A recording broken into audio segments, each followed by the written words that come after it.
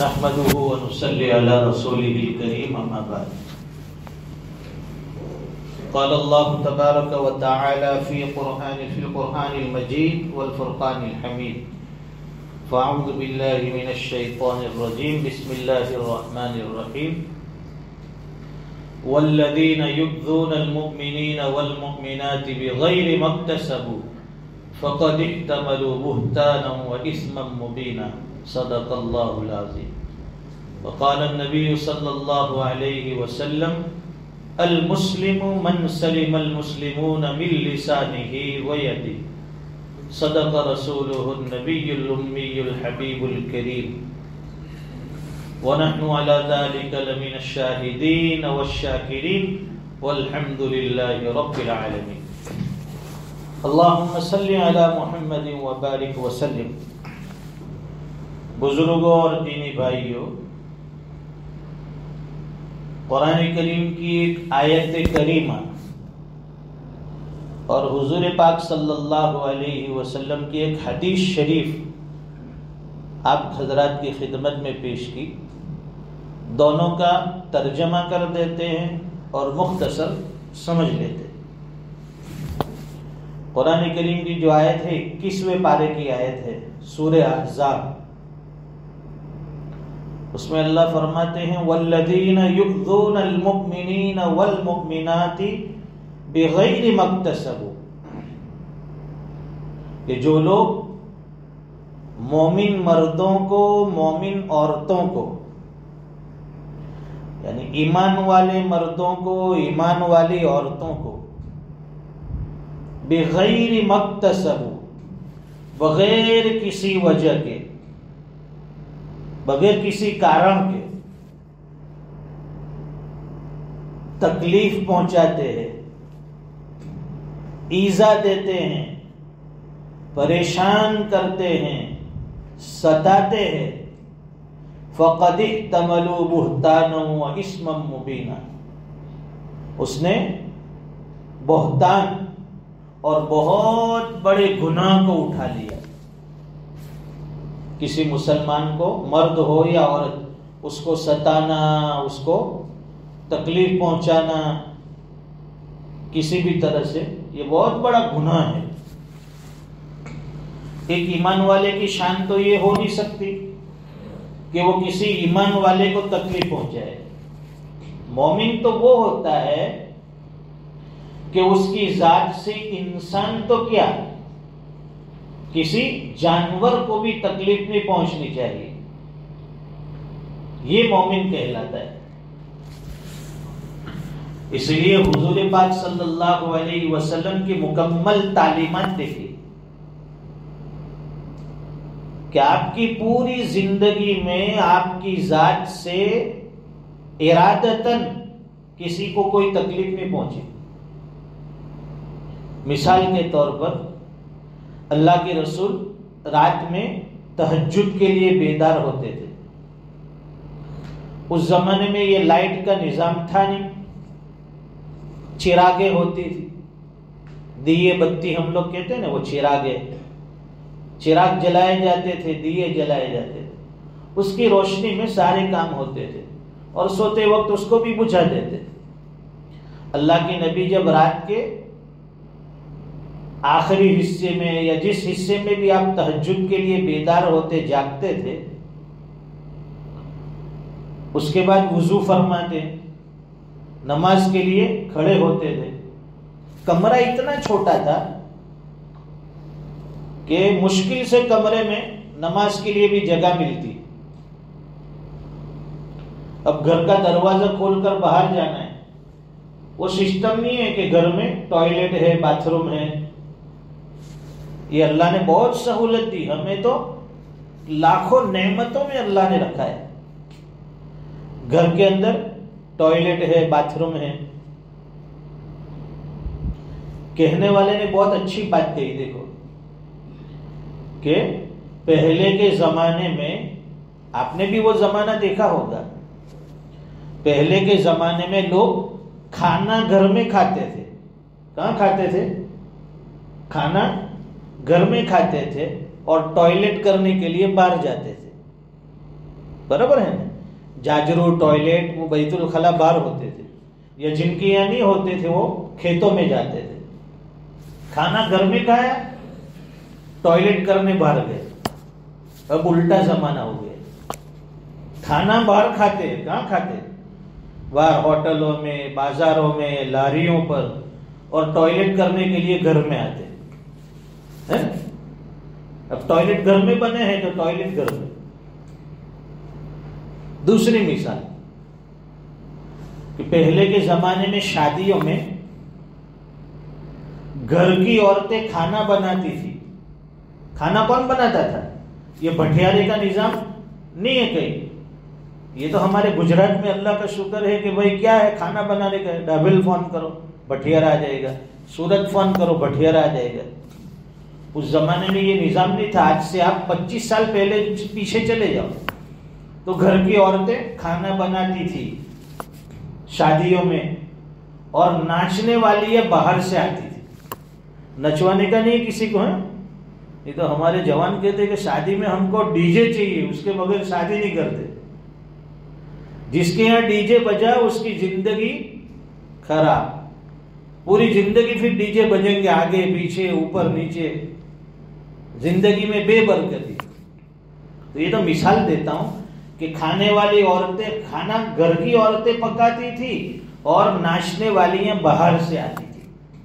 आज जमाना उल्टा हो गया। खाना बनाने वाले कहां से आते? बाहर से आते, और घर की औरतें नाचने लगी, घर के मर्द नाचने लगे। तरक्की करनी चाहिए तो हम लोग तो पीछे जा रहे हैं। तो अल्लाह के नबी जब बेदार होते थे, बताना था कि किसी को तकलीफ नहीं देने की, इस बात पर कि दरवाजा खोलते थे तो हदीस शरीफ में आता है काम रुवैदन, हुजूर पाक सल्लल्लाहु अलैहि वसल्लम आहिस्ता से खड़े होते थे, एकदम चुपके से। वफतहल बाब रुवैदन, और फरमाते हैं कि आहिस्ता से दरवाजा खोलते थे। क्यों? कि भाई सैयदा आयशा सिद्दीका आराम फरमा रही है, उसकी नींद में खलल ना आए, उसको तकलीफ ना पहुंचे। हमारे दिल में ख्याल आया घर के दरवाजे धड़ाधड़ खोलते, खिड़कियां ना कहती औरतें कि इतना जोर से काहे को तुम दरवाजे पे गुस्सा क्यों निकालते? तो फिर औरत के साथ झगड़ा शुरू न। औरतें भी जब मर्द के साथ झगड़ा होता है तो घर में बासन अफारती है ना, वो चूल्हे अफारती है ना, घर में आवाज, समझ जाने का घर में कोई ना कोई मसला खड़ा हुआ है। तो नहीं, अल्लाह के नबी की सीरत हमें पढ़नी है और उसके मुताबिक जिंदगी गुजारनी है। तो हमारी जात से जानबूझकर किसी को कोई तकलीफ नहीं पहुंचनी चाहिए। इसलिए तो फरमाया कि एक मोमिन की शान क्या होती है कि जब वो रास्ते में चलता है, रास्ते में अगर कोई तकलीफ देने वाली चीज हो ना, तो जो नेक दिल इंसान होता है वो वहां उसको बाकी नहीं रखेगा। भाई रास्ते में पत्थर गिरा है, कांटे गिरे हैं, अच्छा इंसान फौरन उसको हटा के साइड कर देगा। क्यों? किसी को तकलीफ नहीं पहुंचे, तकलीफ से बचाने के लिए। ये सदके का सवाब है। तो हम भी यहाँ नियत करेंगे कि इंशाअल्लाह हमारी जात से आज से लेकर जब तक हमारी ये जिंदगी की आंखें बंद न हो जाए, वहां तक जानबूझकर हम किसी को तकलीफ नहीं पहुंचाएंगे। चाहे अपने घर वाले हो, अपने पड़ोसी हो, अपने रिश्तेदार हो, महल्ले वाले हो, गांव वाले हो। एक मोमिन की सिफत। अल्लाह के नबी ने अपनी जिंदगी में कितनी जंगे की है ना, सहाबा इकराम ने कितनी जंगे की। उस जमाने में जंगे हुआ करती थी। अल्लाह के नबी ने कितनी जंगे की, लेकिन सीरत की किसी किताब में ये नहीं मिलेगा कि अल्लाह के रसूल के हाथ से किसी एक का कत्ल हुआ, किसी एक का खून बहा। कितना बड़ा इनकलाब दुनिया में लाए, पूरी दुनिया में ईमान फैला दिया। लोग कहते हैं ना कि तलवार की जोर पर इस्लाम फैला है, तो बताओ अल्लाह के नबी ने किसी एक को कत्ल किया, किसी एक की जान ली? नहीं मिलेगा आपको। तो हम तो उसी के नबी के उम्मती है ना, तो हमारी सीरत भी ये होनी चाहिए। यहाँ तो हम लोग लड़ाई में सबसे आगे। आ जाओ, आस्तीन चढ़ाने का बहुत शौक, ہم لوگ آستین چڑھانے کے لیے پیدا نہیں ہوئے. آستین کہاں چڑھائیں گے؟ وضو کے ٹائم پہ.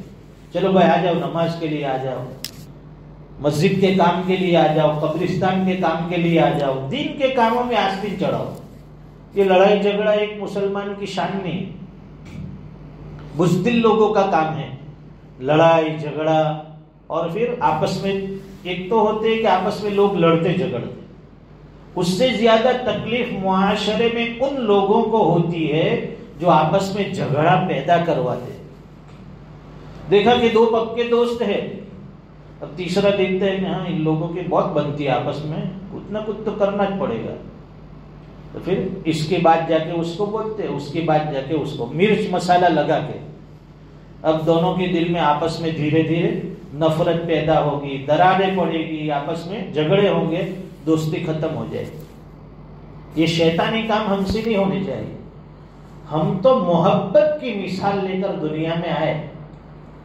اللہ کے رسول نے تو اپنے چچا کو جس نے شہید کیا، اپنے چچا کو جس نے شہید کیا، اور جس عورت نے چچا کا کلیجہ چبایا، اللہ کے نبی نے ان کو بھی معاف کر دیا. پھر طائف والوں نے اللہ کے نبی کے اوپر پتھر برسائے، بدن سے خون بہا. کتنا خون بہا کہ یہ بدن کا خون جوتی ہے نا، جوتی کے اندر بھی نیچے اتر رہا ہے، اتنا خون. تو اللہ نے پہاڑوں کے فرشتوں کو بھیجا. طائف جو ہے جگہ پہاڑوں کے بیچ میں ہے، تو اللہ نے پہاڑوں کے فرشتوں کو بھیجا کہ جاؤ میرے محبوب سے کہو ان لوگوں نے آپ کو بہت تکلیف پہنچائی ہے، اگر صرف آپ حکم دے دے، اشارہ کر دے، تو ان پوری وادی کو یعنی طائف والوں کو دو پہاڑوں کے بیچ میں مسل دیا جائے، کچل دیا جائے. میں اور آپ ہو، اگر ہمیں کوئی اتنی تکلیف پہنچائے کہ خون نکال دے ہمارا، ہم اس کو معاف کریں گے؟ نہیں، کچھ بھی ہو جائے بدلہ لے کر رہوں گا. لیکن حضور پاک صلی اللہ علیہ وسلم نے فرمایا کہ میں، قرآن کریم کہتے وَمَا أَرْسَلْنَاكَ إِلَّا رَحْمَةً لِّلْعَالَمِينَ، کہ مجھے اللہ نے رحمت للعالمین بنا کر بھیجا ہے، پورے عالم کے لیے رحمت. میں تو معاف کرنے کے لیے آیا ہوں دنیا میں، جھگڑے مٹانے کے لیے آیا ہوں، نفرتیں ختم کرنے کے لیے آیا ہوں، محبتیں پیدا کرنے کے لیے آیا ہوں. اللہ کے نبی کا طریقہ جس کو مل گیا وہ کامیاب. چلے یہ تو آیت ہو گئی اس کا ترجمہ. اب جو حدیث شریف پڑھی اس میں اللہ کے رسول فرماتے ہیں المسلم من سلم المسلمون من لسانه ویده. مسلمان کی تعریف بتاتے ہیں، مسلمان کی ڈیفینیشن کہ بھائی مسلمان کس کو کہتے ہیں. کہتے ہیں کہ بھائی امام صاحب کس کو کہتے ہیں، تو جو نماز پڑھائے گا 5 وقت کی وہ امام. بانگی صاحب کس کو کہتے ہیں، مؤذن، جو اذان دیتا ہے وہ مؤذن. انجینئر کس کو کہتے ہیں، فلاں کام کرتا ہے وہ انجینئر. ڈاکٹر کس کو کہتے ہیں، جو بیمار کا علاج کرتا ہے وہ ڈاکٹر. عالم کسے کہتے ہیں، بھائی جو دین کی معلومات رکھتا ہو، دین کی بات لوگوں کو سمجھاتا ہو وہ عالم. مفتی صاحب کس کو کہیں گے، جو بھائی ہمیں گائیڈ لائن کرے، ہمیں مارگ درشن دے، ہمیں مسائل بتائے، ہمارے مسئلے حل کرے، اسے مفتی صاحب. یہ ساری پہچان ہے نا. تو اسی طرح اللہ کے نبی نے اس حدیث شریف میں مسلمان کی ڈیفینیشن بتائی، مسلمان کی پہچان بتائی کہ مسلمان کس کو کہتے ہیں. تو فرمایا من سلم المسلمون من لسانه ویده. سچا پکا مسلمان وہ ہیں کہ جس کی زبان سے اور اس کے ہاتھ سے دوسرے مسلمان محفوظ رہے. ہماری زبان سے بھی کسی مسلمان کو تکلیف نہیں پہنچے اور ہمارے ہاتھوں سے بھی کسی مسلمان کو تکلیف نہ پہنچے، تو سمجھ لیجئے کہ وہ پکا مسلمان، جو اللہ کے نبی جیسا مسلمان ہمیں دیکھنا چاہتے ہیں وہ مسلمان ہم ہیں. اگر ہماری زبان سے لوگوں کو تکلیف پہنچتی ہے، کسی کے بارے میں الٹا سیدھا کہہ دیا، کسی کی غیبت کر دی، کسی کی برائی کر دی، کسی کو ہاتھ سے تکلیف پہنچائی، کسی کو مار دیا، کسی پر ظلم کر دیا، تو فرماتے وہ مسلمان نہیں ہو سکتا ہے۔ تو دو چیزوں کا خیال رکھنا ہے کہ ہماری ذات سے بھی کسی کو تکلیف نہیں پہنچے، ہماری زبان سے بھی کسی کو تکلیف نہیں پہنچے، ہمارے ہاتھوں سے بھی تکلیف نہیں پہنچے، اور ہمارے اخلاق سے، پوری باڈی سے کسی کو کوئی تکلیف نہیں پہنچنی چاہیے۔ اس لیے تو پڑوسیوں کے حق بتائے، وہ پڑوسیوں کا کتنا بڑا حق ہے۔ ہمارے سارے جھگڑے تو پڑوسیوں کے ساتھ ہی ہوتے، بازو والے چھلکے پھینکتے، کچرا پھینکتے، ان کی بکریاں آ جاتی ہے، یہ ہے وہ ہے، بچے توڑ پھوڑ کرتے، سارے جھگڑے پڑوسی۔ حالانکہ پڑوسیوں کے بہت بڑے حقوق بتائے احادیث کے اندر۔ پھر رشتہ داروں کے ساتھ جھگڑے ہمارے، چاچا کے لڑکوں کے ساتھ نہیں بنتی ہے، ماموں کے لڑکوں کے ساتھ نہیں بنتی ہے، خالہ کے گھر والوں کے ساتھ نہیں بنتی ہے، پھوپھی کے لڑکوں کے ساتھ نہیں بنتی ہے۔ یہ خاندانی میٹر، خاندانی جھگڑے، یہ بھی اچھی چیز نہیں ہے۔ ہمیں مثالی مسلمان بننا ہے۔ مثال لوگ دے، بھائی نڑود میں اب فلاں آدمی ماشاءاللہ ایک نمبر کا آدمی، آج تک اس کی کوئی شکایت نہیں ہے، ماشاءاللہ سب کے دکھ درد میں، خوشی میں، غمی میں انوالو ہوتا ہے، ساتھ دیتا ہے، سپورٹ کرتا ہے، بہت اچھا آدمی ہے، ٹاپ کوالٹی کا آدمی ہے، ہیرا ہے، ہیرا۔ ایسا مسلمان ہمیں بننا ہے۔ اگر ہمارے اخلاق صحیح نہیں ہو تو ہمارا نام سن کر لوگ کیا کہیں گے کہ فلاں آدمی، باتیں جانے دے لے، اس کی تو اس کا ویوہار ٹھیک نہیں ہے، اس کا دماغ ٹھیک نہیں ہے، اس کا غصہ ٹھیک نہیں ہے، اس کے اخلاق صحیح نہیں ہے، اس کے معاملات صحیح نہیں ہیں۔ ایسا ہمیں نہیں بننا ہے۔ کوشش کرے، ہر انسان کے اندر کمزوری ہے، کوئی دودھ کا دھویا ہوا تو ہے نہیں، کمزوری ہے سب کے اندر ہوگی، لیکن وہ کمزوری ہمیں دور کرنی ہے۔ بھائی میں آج میرے اندر 70% بگاڑ ہے تو اس سے کم کرنا ہے، بھائی 60% ہو، 50% ہو، دھیرے دھیرے وہ خرابی جو ہے۔ آئینہ آپ نے دیکھا نا، آئینہ جب انسان آئینے میں دیکھتا ہے تو اس سے آئینے میں اپنی خرابی نظر آتی ہے،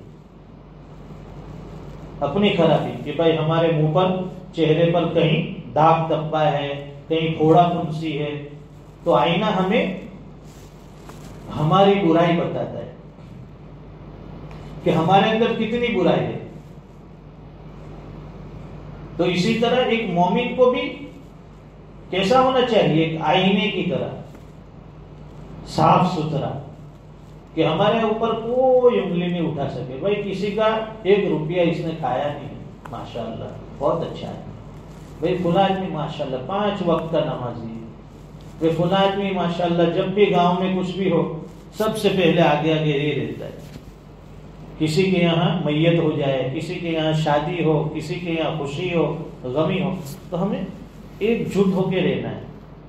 چھوٹی سی کمیونٹی ہے ہماری، 80 مکان ہے، تو 80 مکان والے کو تو ماشاءاللہ کیسا مل جل کے رہنا چاہیے، ایک دوسرے کے اوپر سپورٹ کرتے رہنا چاہیے۔ آج سے پہلے آپ نے دیکھا ہوگا پرانے زمانے میں، 10-20 سال پیچھے چلے جاؤ، آپس میں ملنے والوں میں کتنی محبت تھی کہ جب بھی گھر میں کھانا بنتا تھا، اس زمانے میں لوگ 250 گرام کے 500 گرام گوشت لیتے تھے اور شوربہ اتنا سارا رکھتے تھے، سب اڑوس پڑوس میں رشتے دار کے یہاں 1-1 پیالہ بھر بھر کے بھائی ترکاری بھیجو، چلو ماشاءاللہ، ہے کہ نہیں؟ آج تو 2-3 کلو گھر میں کسیلا بنا کے کھا جاتے، بازو والے کو خوشبو بھی جانے نہیں دیتے، پڑوسیوں کو بھی دیکھیں بازو میں پھر خوشبو چلی جائے گی تو وہاں دینا پڑے گا۔ مال دولت بڑھ گئی لیکن دل ہمارے چھوٹے ہو گئے۔ پہلے دولت کم تھی، دل بڑے تھے۔ اللہ کرے کہ وہ زمانہ پھر آ جائے، اس میں برکتیں ہوتی ہے، اس میں خیر ہوتی ہے۔ وہ بڈھے ہمارے کہتے ہیں نا، بیچارے بوڑھے لوگ، کہ ہمارا مزاج کیسا بن گیا ہے، میں سب کا کھاؤں، میرا کھاوے تو مر جائے،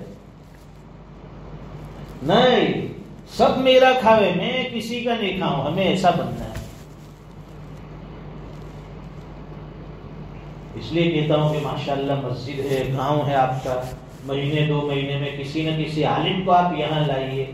جس طرح آج ماشاءاللہ ہمارے سارے جوان جمع ہو گئے, آدھا گھنٹہ مہینے میں ایک مرتبہ فکر لے کر جڑ جائیں گے. آہستہ آہستہ ہمارے معاشرے سے برائی دور ہوگی, اچھائی آئے گی. جب معاشرے میں اچھائی آتی ہے, برائی چلی جاتی ہے, اللہ کی رحمتوں کی برکھا اس بستی پر برستی ہے. اللہ کی مدد کھلی آنکھوں سے لوگ دیکھتے ہیں. پاکیزہ ماحول, نورانی ماحول اللہ تعالی ہمیں نصیب فرماتے ہیں. تو آج کی ہماری یہ مجلس جو ہے, اصل مقصد تو یہ تھا کہ ہماری یہ مسجد ہے اور قبرستان ہے, اس کے لیے ہمیں کمیٹی بنانے کی ضرورت ہے. ہمارے عارف بھائی ہے, ابھی فی الحال تو اکیلے ہیں, تو ان کے ساتھ 4 لوگ اور جڑ جائیں گے تو 5 آدمی کی کمیٹی مسجد کی بن جائے اور 5 آدمی کی کمیٹی ہمارے قبرستان کے لیے ہو جائے. تو اس کے لیے ہمیں آج ممبرشپ یعنی ممبر چننے ہیں, ہمارے ساتھیوں کو, جوانوں کو جوڑنا ہے اور اللہ کے لیے ہمیں کام کرنا ہے. اس نیت سے کھڑے ہوں گے, نام کے لیے نہیں کہ بھائی گاؤں میں میرا نام ہو جائے گا, وہ بھی ٹرسٹی بن گیا ہے, وہ بھی فلاں بھی ٹرسٹی بن گیا. بھائی کیا بات ہے, تو مسجد کا ٹرسٹی بن گیا, کچھ ناشتہ واسطہ دعوت بہت کرائی ہو. تو اس کے لیے ہم لوگ نہیں کھڑے ہوئے الیکشن میں, ہم تو اللہ کے گھر کی خدمت کے لیے کھڑے ہوئے. خدمت کا جذبہ, خدمت کرنے والا بڑا ہوتا ہے اور اللہ کے یہاں اس کی ویلیو اور قدر ہوتی ہے. تو جس کے دل میں اللہ کے گھر کی خدمت کا جذبہ ہو, قبرستان یہ بھی ہماری جگہ ہے, پراپرٹی ہے, وقف کی ملکیت ہے, اس کی بھی ذمہ داری ہے. سب مل کے کام کریں گے, کام آسان ہوگا. ایک کام ایک آدمی کے لیے مشکل ہوتا ہے, لیکن 5 آدمی جڑ گئے تو وہ کام آسان ہو جائے گا. تو ماشاءاللہ آپ ساتھی مشورہ دیں گے. پہلے تو مسجد کمیٹی کے لیے 5 ممبر کی ہمیں ضرورت ہے. ہمارے عارف بھائی کے ساتھ دوسرے 4 جڑ جائے تو 5 ممبر ہو جائیں گے. پھر انشاءاللہ قبرستان کی 5 ممبروں کی کمیٹی بنا دیتے.